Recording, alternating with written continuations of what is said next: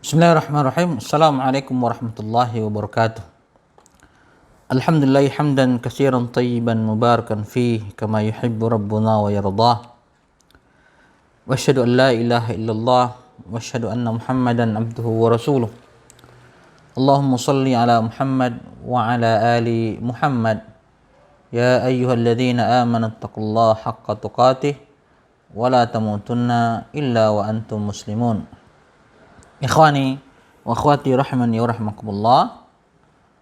Alhamdulillah kita berjumpa kembali di kajian Mausu'ah min akhlaki Rasulullah sallallahu alaihi wasallam, kajian dari akhlak Nabi sallallahu alaihi wasallam.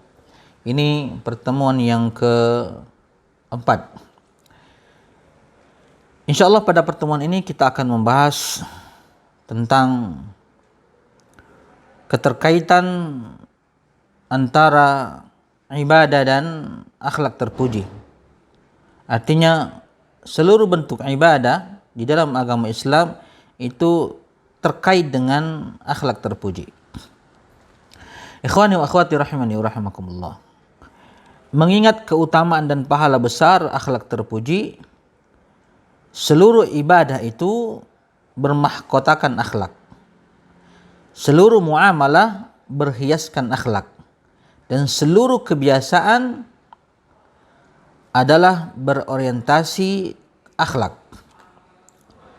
Setiap ibadah untuk mendekatkan diri kepada Allah Subhanahu wa taala pastilah berhiaskan akhlak. Setiap kebiasaan atau adat yang dilegalkan dan diajarkan oleh Islam pastilah dibarengi dengan akhlak terpuji. Kita lihat satu persatu. Terkait dengan salat 5 waktu, Nabi sallallahu alaihi wasallam bersabda, "Idza sami'tumul iqamata famshu ila shalah wa 'alaikum bis sakinati wal waqar wa la tusri'u. Wama adraktum fasallu wama fatakum fa'atimu." Jika kalian mendengar iqamah, maka berjalanlah menuju salat, namun bersikap tenang dan khusyuklah. Apa yang kamu dapati bersama imam maka ikutilah. Sedangkan apa yang luput dari kalian maka sempurnakanlah. Dalam riwayat yang lain disebutkan, An Abi Hurairah radhiyallahu anhu qala Rasulullah sallallahu alaihi wasallam, "Idza nudiya bis salati fa'tuha wa antum tamshuna wa 'alaikumus sakinah. Wa ma adraktum fasallu wa ma fatakum fa'atimmu." Dari sahabat Abu Hurairah radhiyallahu anhu, Rasulullah sallallahu alaihi wasallam bersabda, "Jika iqamat telah dikumandangkan, maka janganlah kalian mendatanginya sambil tergesa-gesa.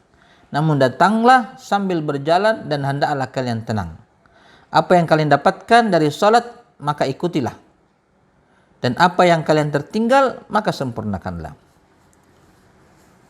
Di antara manfaat salat yang disebutkan oleh Allah Subhanahu wa taala dalam kitabnya, yakni Al-Qur'anul Karim, sebagaimana ditegaskan dalam ayatnya, "Innas salata tanha 'anil fahsya'i wal munkar." Sesungguhnya salat itu mencegah dari perbuatan-perbuatan yang keji dan mungkar.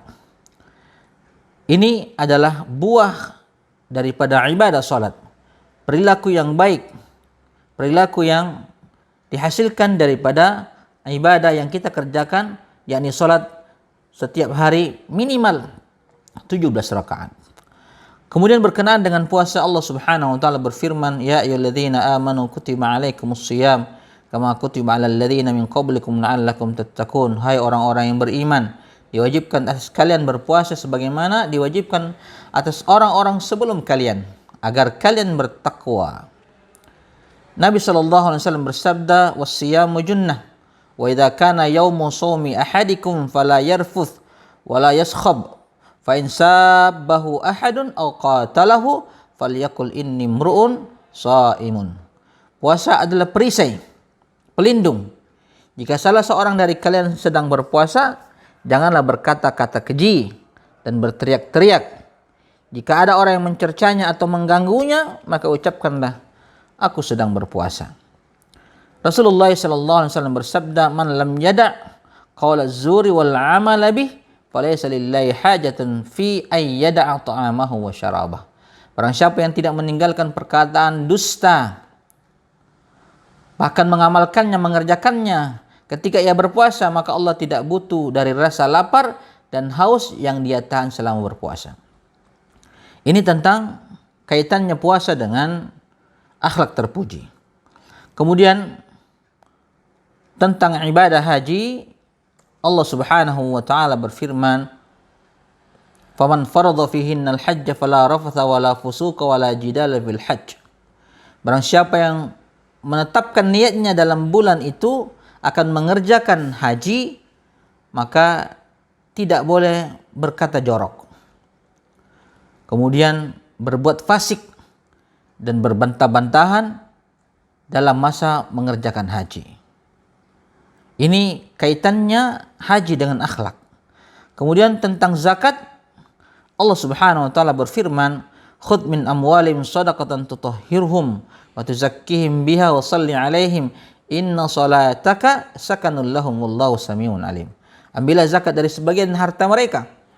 Dengan zakat itu kalian membersihkan dan menyucikan mereka, dan berdoalah untuk mereka. Sesungguhnya doa kamu terhadap mereka, untuk mereka adalah ketentraman jiwa bagi mereka. Dan Allah Subhanahu wa taala Maha mendengar lagi Maha mengetahui. Allah juga berfirman, "Qaulun ma'ruf wa maghfirah khairum min shadaqatin yatba'uha adha wallahu ghaniyyun halim." Perkataan yang baik dan pemberian maaf lebih baik daripada sedekah yang diiringi dengan sesuatu yang menyakitkan perasaan yang menerima sedekah tersebut. Allah Maha Kaya lagi Maha Penyantun. Kemudian dalam firman yang lain, "Ya ayyuhalladzina amanu la tubtilu shadaqatikum bil manni wal adha." Hai orang-orang yang beriman, janganlah kamu menghilangkan pahala sedekahmu dengan menyebut-nyebutnya, mengungkit-ungkitnya. Dengan hal itu engkau menyakiti perasaan yang menerima sedekahmu. Ini kaitannya sedekah dengan akhlak yang terpuji. Kemudian mengenai hubungan suami istri, Allah Subhanahu wa taala berfirman, "At-talaqu marratan fa imsakum bima'rufin aw tasrihum bi ihsan." Talak itu yang dapat dirujuk 2 kali. Setelah itu boleh rujuk lagi dengan cara yang ma'ruf, dengan cara yang baik, atau menceraikan juga dengan cara yang baik. Jadi rujuknya dengan cara yang baik, maka menceraikan juga dengan cara yang baik. Allah juga berfirman, "Wa'ashiruhunna bil ma'ruf." Dan pergaulah istri-istri kalian dengan cara yang baik, dengan cara yang patut, sesuai dengan standar Islam. Selanjutnya berkenaan dengan jual beli dan sebagainya, Rasulullah sallallahu alaihi wasallam pernah bersabda, "Man ghasya falaysa minni." Barang siapa yang menipu dalam jual beli, curang dalam jual beli, maka dia bukan dari golongan kami.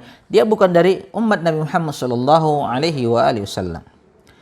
Kemudian dalam masalah membayar hutang, mengembalikan pinjaman kepada orang yang memberikan kita hutang, Rasulullah sallallahu alaihi wasallam bersabda, "Khairukum ahsanukum qadaan." Sebaik-baik kalian adalah yang paling baik dalam membayar hutang. Subhanallah. Begitulah seterusnya, ikhwani fillah wa akhwati fillah. Akhlak terpuji itu selalu terkoneksi dengan dengan ibadah-ibadah yang kita kerjakan dan lain sebagainya. Nabi SAW bersabda, "Inna Allah katabal ihsana ala kulli syai'. Fa idza qataltum fa ahsinul qitlah, wa idza dhabhtum fa ahsinudz dzibhah, wal hidda ahadukum syafratahu wal yurih dzabihatahu." Sesungguhnya Allah Subhanahu wa taala mewajibkan berbuat baik, ihsan kepada segala sesuatu. Jika kalian membunuh, maka bunuhlah dengan cara yang baik. Dan jika kalian menyembelih, maka sembelihlah dengan cara yang baik. Dan hendaklah salah seorang dari kalian menajamkan pisaunya serta memberinya kenyamanan, tidak menyiksa binatang yang akan disembelih. Ini perintah Nabi sallallahu alaihi wasallam untuk berbuat baik terhadap segala sesuatu. Sampai perihal kita menyembelih binatang harus ditajamkan pisaunya.